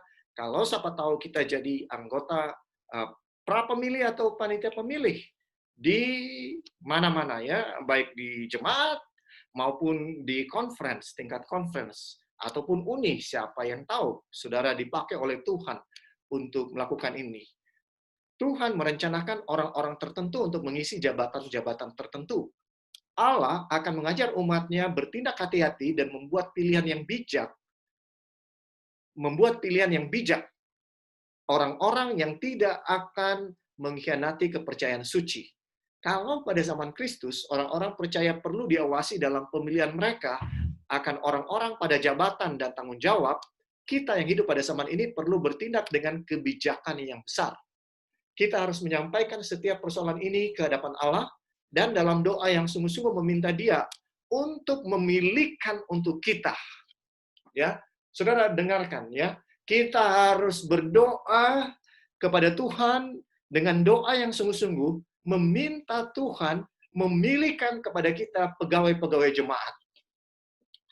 Menyadari hal ini, saudara-saudara, ya, maka saya tidak pernah tergoda untuk mengarahkan pemilihan, ya, saudara-saudara, karena saya merasa bahwa saya terbatas, ya, kemampuan untuk melihat orang, kan saya nggak bisa lihat isi hati orang, ya, tapi Tuhan yang melihat isi hati orang. Tapi tentunya, ya, saya akan katakan kepada panitia pemilih prinsip-prinsip yang secara mendasar mereka harus tahu, ya, ketika memilih orang, ya, supaya mereka tidak akan salah dalam memilih. Keterangan di sini, prinsip agung yang harus menjiwai anggota komite dalam pemilihan-pemilihan adalah doa yang sungguh-sungguh, meminta Allah yang memilihkan melalui mereka, ya. Jadi memang kita harus berdoa sungguh-sungguh supaya bukan kita yang memilih, tapi Tuhan yang memilih. Yang ke-11, apa akibatnya kalau pemilihan dilaksanakan dengan mata tertutup? Artinya, ya, karena kita nggak bisa lihat hati orang. Nah, ini satu ekstrim dari apa yang saya katakan sebelumnya. Ya, yang dimaksud dengan mata tertutup adalah saudara akan bilang, aduh saya nggak kenal orang ini. Jadi ya sudah, terserah aja deh yang mana. Ya, yang penting saya sudah berdoa. Nggak bisa juga begitu, saudara-saudara. Kita lihat kutipan ini ya. Keprihatinan besar harus dilaksanakan dalam memilih orang menempati jabatan-jabatan dan tanggung jawab sebagai pengawal-pengawal jemaat. Saudaraku, jangan laksanakan pemilihan ini dengan mata tertutup. Karena bila demikian, maka kawanan umat Allah diberi contoh yang akan mengajar mereka merobek-robek dan melahap. Yang akan memikul tanggung jawab dalam pekerjaan Kristus haruslah manusia doa dan rendah hati. Ya, saudara, di sini ada petunjuk yang diberikan oleh Roh Nubuat. Ya, bagaimana memilih pegawai jemaat adalah pegawai atau manusia doa disebutkan di sini dan rendah hati. Ya, tadi kita lihat bahwa mereka yang menjadi ukuran mereka adalah karakter. Jadi lihat karakter mereka. Dan di sini secara spesifik dibilang bahwa mereka harus suka berdoa dan rendah hati. Ya, saudara-saudara, suka berdoa dan rendah hati ini sangat sangat erat ya hubungannya. Kenapa? Seorang yang merasa dia tidak mampu, dia akan selalu berdoa. Dia akan selalu berdoa. Ya, tapi kalau seorang merasa mampu, dia akan jarang berdoa. Ya, karena dia rasa dia mampu untuk melakukan pekerjaan Tuhan ini. Saya mau katakan, saudara, tidak ada manusia yang sanggup melakukan pekerjaan rohani. Tidak ada, karena musuh kita siapa? Musuh kita adalah setan. Ya, dan setan itu siapa? Musuh yang sangat luar biasa kuatnya. Dia adalah yang tertinggi dari semua makhluk yang diciptakan. Ya, dari semua makhluk yang diciptakan, dia yang paling tinggi. Dan sejak dia jatuh ke dalam dosa, ya, kesanggupannya untuk menyesatkan orang tidak ditarik. Ya, talenta yang dia miliki, kepintarannya tidak ditarik oleh Tuhan. Dia masih tetap memiliki itu semua. Dan saudara bayangkan, semakin lama, ya, semakin ahli dia. Bagaimana kita mampu melawan dia? Nggak mungkin. Ya. Jadi kita perlu banyak berdoa. Kita perlu banyak bergantung kepada Tuhan. Ya, mereka adalah yang memberikan contoh kebenaran. Ya, mereka yang berperilaku dalam hubungan mereka dengan orang lain yang sedang dipimpin oleh Roh Allah. Ya, jadi manusia doa dan rendah hati ini adalah orang-orang yang berperilaku dalam hubungan mereka dengan orang lain yang memang mereka ini dipimpin oleh Roh Allah. Mereka adalah yang memberikan contoh kebenaran. Ke-12. Apa penyebab sorga semakin jauh dari seseorang? Disampaikan kepada saya bahwa kecuali perubahan diadakan pada sikap-sikap banyak orang di sini, roh pertarungan memperoleh jabatan, ya, maka mereka tidak pernah akan masuk kerajaan surga. Beberapa orang menjadikan diri yang terutama, perbantahan dan mengangkat diri sendiri menjadi kesukaan. Roh Allah tidak dapat mengontrol. Sebaliknya, musuh yang dibiarkan memberi anjuran dan nasihat. Saudara-saudara dan saudari-saudariku, Anda tidak boleh mengizinkan kondisi ini berkelanjutan. Bertarung untuk siapa yang unggul membuktikan roh yang bila disenangi akan lambat laun menutup kerajaan Allah bagi yang menyenanginya. Ya, saudara-saudara. Jadi tidak boleh ada usaha-usaha untuk ya mengangkat diri sendiri, ya mengangkat diri sendiri supaya dipilih khususnya, ya sama sekali nggak boleh ada. Ya, orang rohani tidak melakukan hal yang seperti itu, saudara-saudara. Ya, sebaliknya, ya kita akan mengundang ya musuh yang memberikan anjuran dan nasihat. Ya, saudara-saudara. 13. Siapakah yang dapat disebut pemimpin sejati pasukan Kristus? Ia yang telah memusnahkan semua keinginan untuk meninggi-ninggikan diri akan pasti dikenal dengan perilakunya yang tidak mementingkan diri. Ya, jadi kalau ada orang yang tidak punya kepentingan dan dia tidak ingin menonjolkan diri, tidak ingin meninggikan diri, ya katanya akan pasti juga dikenal dengan perilakunya yang tidak mementingkan diri, agar dapat menolong dan mendorong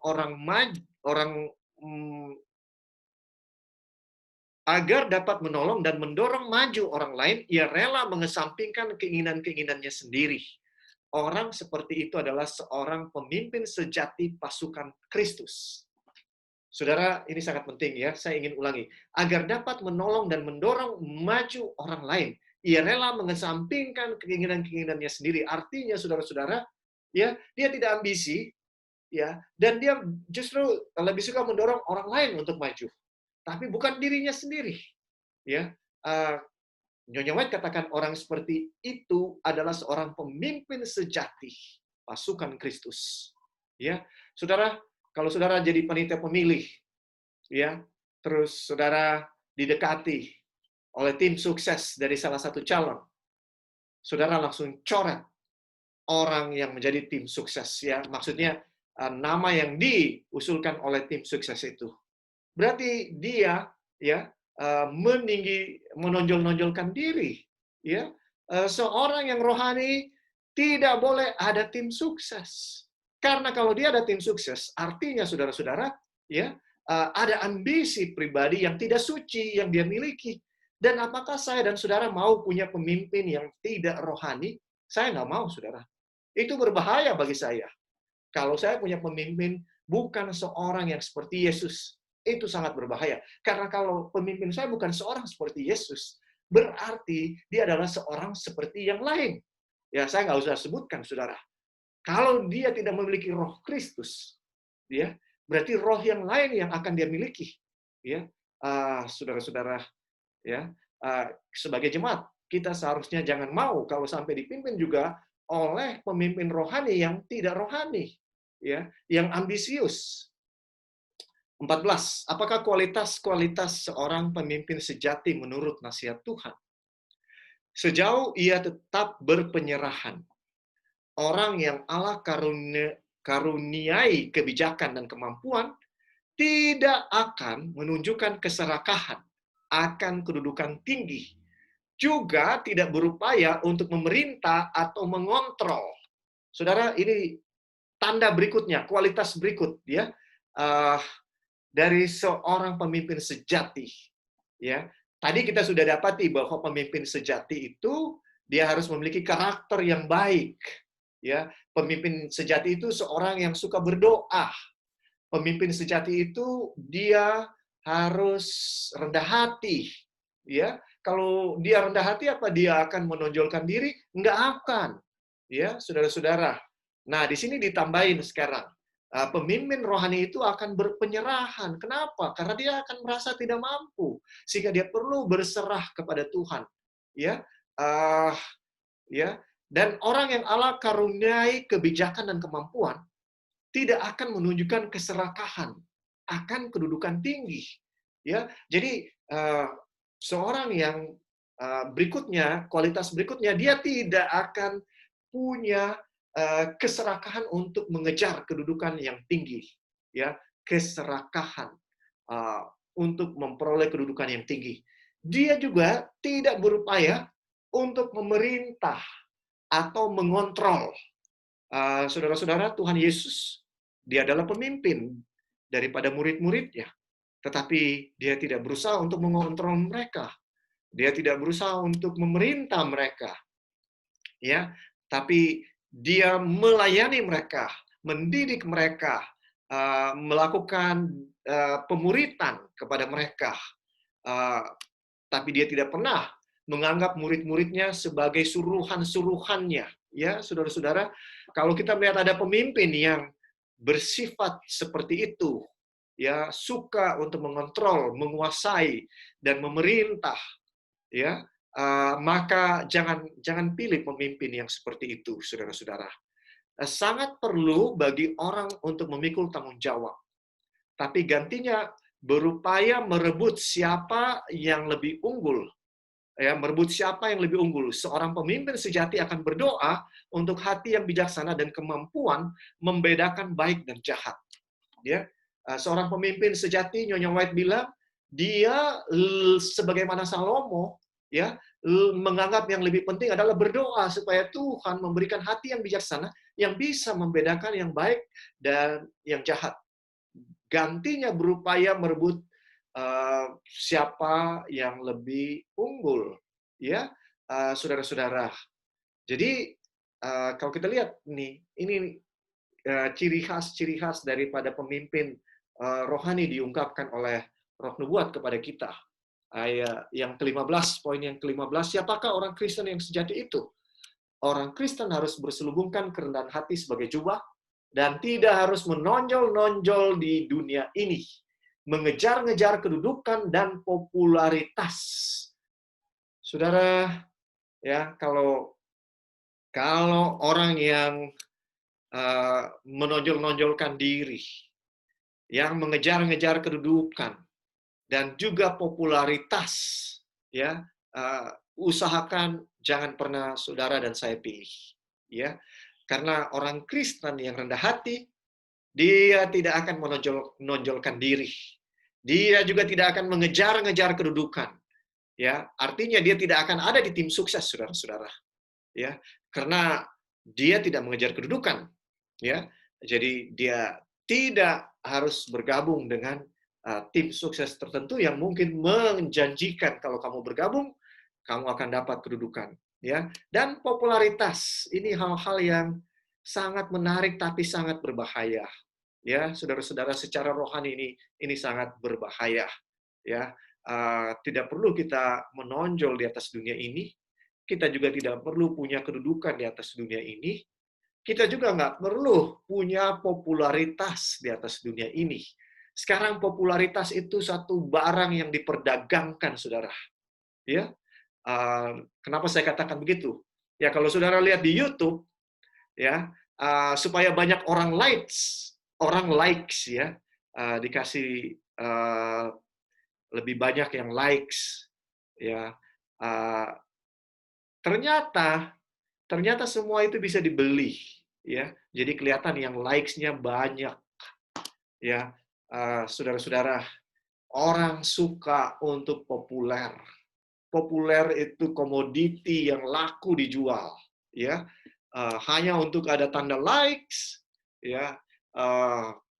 Orang akan membayar sekalipun, ya. Popularitas sangat berbahaya.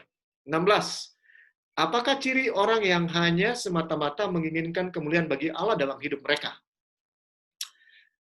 Kita lihat ini kualitas yang seharusnya orang-orang yang seharusnya kita pilih, ya, saudara-saudara. Mengejar popularitas dan keagungan diri akan menjadikan agen manusia ini kekurangan kuasa roh Allah. Ya, saudara, dan coba saudara bayangkan, ya, kalau saudara punya pendeta suka mengejar popularitas dan keagungan diri sendiri, ya, maka pendeta kita akan kekurangan kuasa roh Allah. Dan apa yang terjadi kalau pendeta, pemimpin rohani di jemaat, dia kekurangan kuasa roh Allah. Kekurangan rahmat yang membuat dia mitra kerja Kristus yang efisien dan berhasil guna. Jadi, yang membuat seorang pendeta, pekerja, pelayan, itu sukses, penginjil itu sukses, kalau dia punya kuasa dari roh Allah, roh kudus. Ya, tetapi kalau dia mengejar keagungan diri sendiri, wah, saya bisa membaptiskan banyak orang, ya, dia kejar popularitas dan keagungan diri sendiri, katanya di sini dibilang, ya, maka dia akan kekurangan kuasa roh Allah dan kekurangan rahmat yang membuat dia menjadi pekerja yang efisien dan berhasil guna. Ya, jadi saudara-saudara, doakanlah pendeta saudara supaya jangan terjebak di dalam keinginan untuk populer, keinginan untuk meninggikan diri, ya.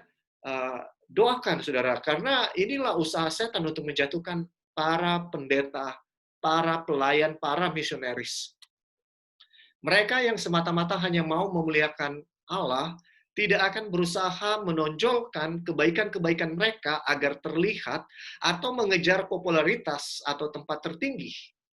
Saudara dengarkan baik-baik, ya.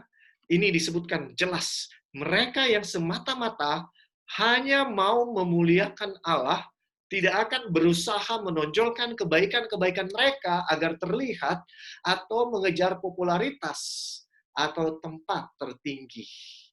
Ya, saudara-saudara, kalau saudara di panitia pemilih, pastikan bahwa orang-orang yang saudara pilih bukanlah orang yang mau menonjolkan kebaikan-kebaikan mereka, ya, atau yang suka mengejar popularitas atau tempat-tempat yang tertinggi.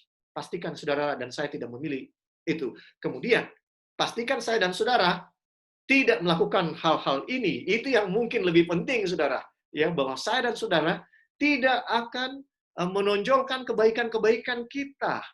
Ya, dan kita juga tidak berusaha untuk mengejar popularitas. Wah, jemaat Nyur maju. Wah, jemaat Nyur sekarang begini. Wah, jemaat Nyur begini, dan begini. Saudara, semua kemajuan apapun Yang ada di jemaat semua itu karena Tuhan. Ya, tidak patut ya siapapun kita untuk mengambil pujian itu bagi kita. Itu adalah semua karena Tuhan. Jadi tidak logis kalau kita ya mengambil kredit untuk apapun kemajuan di jemaat ya, saudara-saudara. Mari kita ingat baik-baik ini bahwa Tuhan, semua Tuhan. Jadi kita nggak punya alasan untuk meninggikan diri sedikit pun, saudara-saudara. Ya, mereka yang mendengar panggilan penebus dunia dan mentaati panggilan itu akan dikenal sebagai orang-orang yang berbeda, berpenyangkalan diri dan saleh. Ya, mereka tidak mau menonjolkan kebaikan-kebaikan mereka. Kalau mereka menyumbang, mereka tidak akan mau disebut-sebut. Ya, mari kita uji diri kita. Kalau kita bisa kasih misalnya 100 juta kepada jemaat New, ya, saudara-saudara, kira-kira kita mau diketahui atau tidak? Ya, kalau kita mau diketahui, saudara-saudara, berarti ada yang salah dengan kita, punya motif. Ya, ya, kita harus bisa kasih tanpa mau diketahui. Ya, kalau kita sudah di level itu, berarti motif kita benar. Tapi selama kita masih mau disebutkan, berarti ada yang salah dengan kita. Ya, ada yang salah dan bertobat lebih dulu, saudara-saudara. Ya, supaya persembahan yang kita berikan kepada Tuhan itu akan diterima. Ya, disebutkan di sini, mereka yang mendengar panggilan penebus dunia dan mentaati panggilan itu akan dikenal sebagai orang-orang yang berbeda, berpenyangkalan diri dan saleh. Ya, menyangkal diri kalau saudara memberikan sumbangan 1 miliar, terus saudara nggak mau dikenal, itu menyangkal diri atau tidak? Menyangkal diri, saudara. Iya kan? Saudara kasih sumbangan 1 miliar, contohnya, dan saudara tidak mau dikenal. Ya, karena ya Alkitab mengajar seperti itu, apa yang diberi tangan kanan jangan diketahui tangan kiri. Ya, artinya ketika kita membuat suatu kebaikan, saudara-saudara, ya, jangan kita umbar-umbar atau ya tonjol-tonjolkan kepada siapapun orang lain. Ya, apa persyaratan Kristus akan tinggal dalam hati kita dan kita diakui sebagai mitra kerja Allah? Hanya bila mementingkan diri telah mati, bila pertarungan merebut keunggulan telah musnah, bila rasa hormat memenuhi hati, dan kasih menyemarakan kehidupan, hanya sejak itu Kristus tinggal dalam jiwa dan kita diakui sebagai mitra kerja Allah. Ya, kalau ini dilakukan, maka Tuhan akan akui kita sebagai mitra kerjanya. Yaitu apa? Kalau mementingkan diri telah mati. Bila pertarungan merebut keunggulan telah musnah. Ya, bila rasa hormat memenuhi hati dan kasih menyemarakan kehidupan. Ya, ini yang dihasilkan kalau Kristus tinggal di dalam jiwa, ya, dan kita diakui sebagai mitra kerja Allah. Inilah pelajaran kita, saudara-saudara. Semoga kalau saudara terpilih nanti sebagai panitia pemilih, ya, ingat prinsip-prinsip ini. Ya, ingat prinsip ini waktu kita memilih pegawai jemaat. Ya, sekali lagi, jangan karena saya dekat dengan dia, itu namanya favoritisme. Ya kan?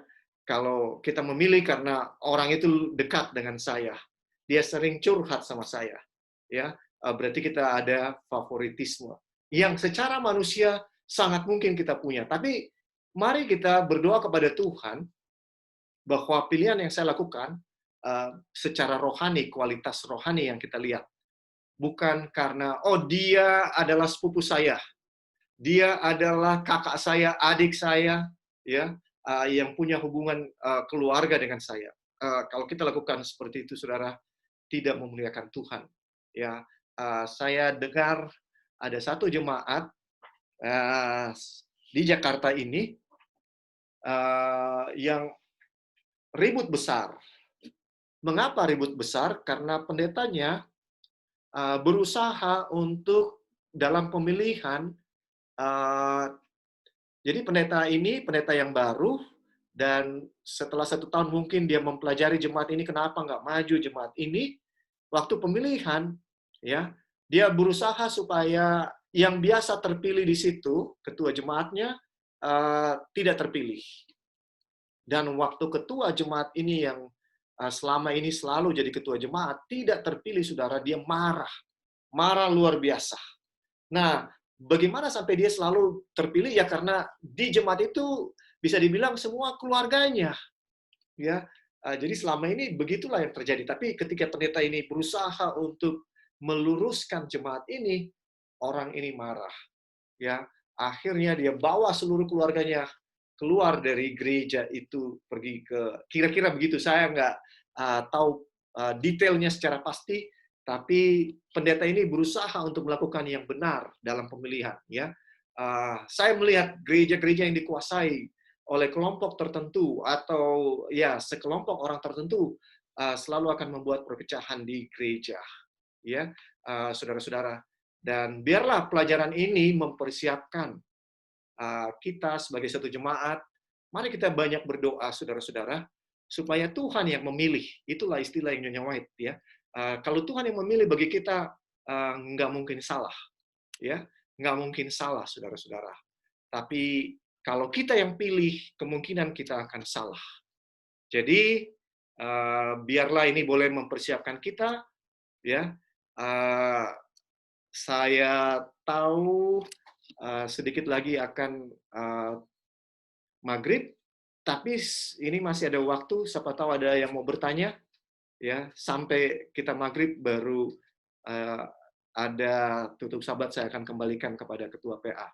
Ada pertanyaan, saudara-saudara, dalam waktu yang singkat ini?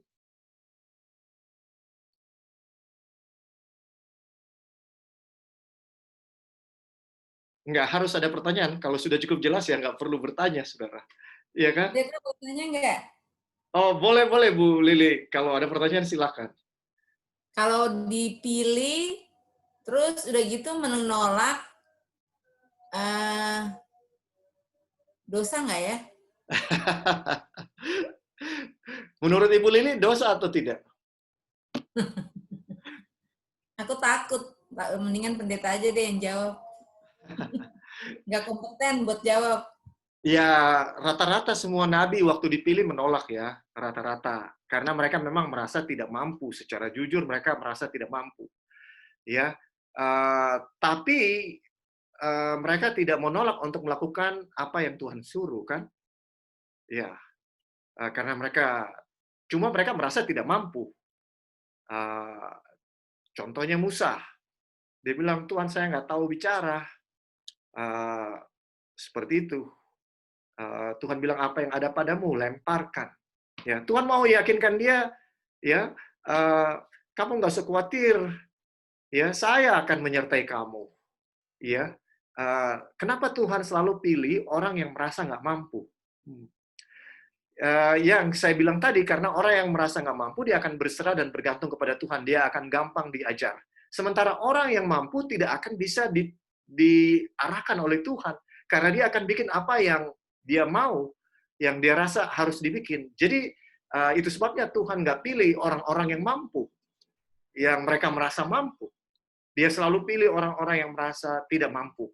Tetapi pada akhirnya, orang-orang yang tidak mampu ini akan dimampukan oleh Tuhan. Nah, saudara, kalau kita lihat ya, memang Tuhan lebih suka pilih orang-orang yang dianggap bodoh oleh dunia.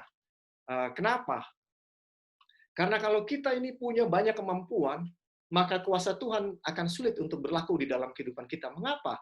Ya, karena ketika suatu pekerjaan bisa dilakukan, maka orang akan bilang, oh iya, memang dia jago khotbah. Oh iya, memang dia jago mendekati orang. Oh, dan sebagainya, dan sebagainya. Ya, akhirnya bukan Tuhan punya kemuliaan yang ditinggikan. Tapi Tuhan pilih orang-orang yang memang bodoh. Supaya dengan begitu, kuasa Tuhan akan semakin terlihat. Ya, itu sebabnya dia pilih 12 murid, orang-orang yang tidak berpendidikan sebenarnya, orang-orang Galilea. Artinya orang-orang nelayan yang kasar, ya, yang tidak mampu. Tetapi mereka pada akhirnya bisa diyakinkan. Ellen White juga waktu dipilih oleh Tuhan pertama kali, dia menolak, saudara. Karena dia bilang, saya nggak mampu. Dan kemudian, pergumulan yang terakhir, dia bilang, saya nanti jadi sombong, Tuhan. Ya, akhirnya Tuhan bikin dia nggak bisa bicara. Sama seperti Sakaria, waktu Sakaria menolak, ya, dan tidak percaya akan firman Tuhan, maka dia jadi bisu, kan, saudara-saudara. Demikian juga Ellen White. Tapi Ellen White punya alasan adalah dia takut. Dia takut kalau dia jadi nabi, itu satu karunia yang sangat luar biasa, dia bisa jadi sombong. Dan Tuhan akhirnya memberikan penglihatan, dia dapat 50 ayat yang menguatkan dia, akhirnya dia menerima. Ya, dia tidak menolak.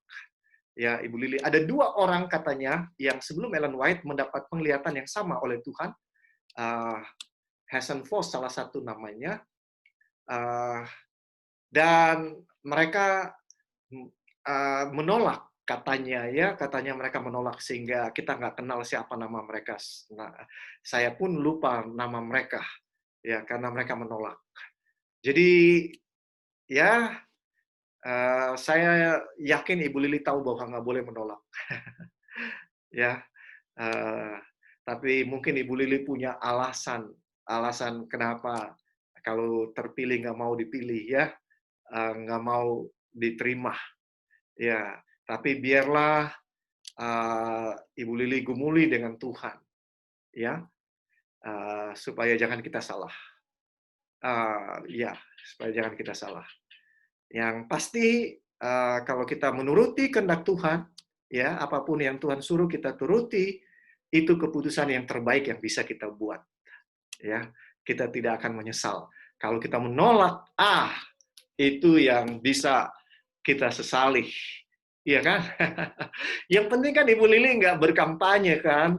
Nggak berkampanye kepada orang-orang nyur, nanti panitia pemilih yang dia sudah kenal, ada 7 orang misalnya, Ibu Lili mulai telepon dan WA satu-satu, pilih saya ya, pilih saya. Kalau Ibu Lili tidak lakukan itu, sudah. Ya, kita bisa yakin bahwa Tuhan yang pilih, bukan kita yang mau. Iya kan? Ya. Bisa terjawab, Bu Lili? Makasih, Pendeta. Iya. Ada pertanyaan lain?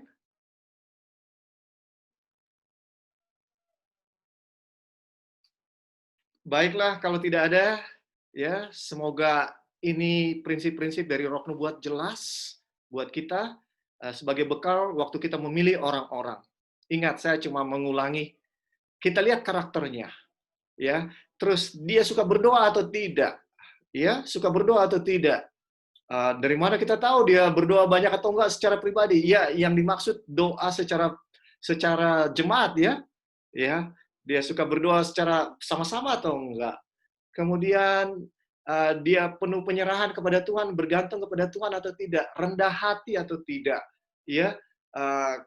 Ini yang menjadi dasar-dasar bagi kita untuk memilih seorang yang tidak mementingkan diri, ya, seorang yang tidak mementingkan diri.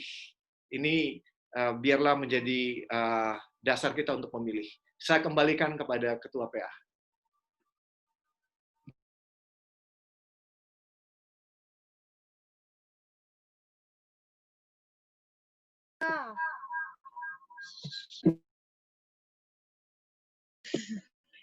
Baik, terima kasih banyak untuk pembahasan yang telah dibawakan oleh pendeta dan juga kesaksian yang telah dibawakan oleh Kak Grace. Sekarang kita akan masuk ke dalam renungan tutup sahabat, dan renungan tutup sahabat kita akan dipimpin oleh Adrian. Selamat sahabat, renungan tutup sahabat kita berada di 2 Korintus 13 ayat yang ke-5.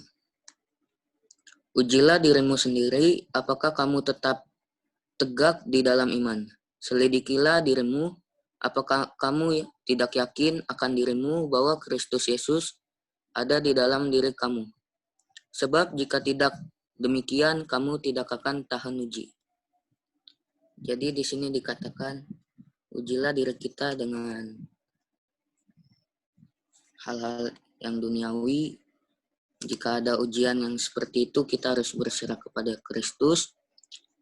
Dan jika kita tidak bisa mengalahkan ujian itu, kita harus belajar dan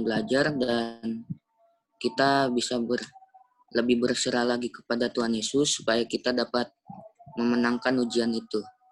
Jadi kiranya supaya minggu bekerja kita bisa tahan uji oleh godaan-godaan iblis.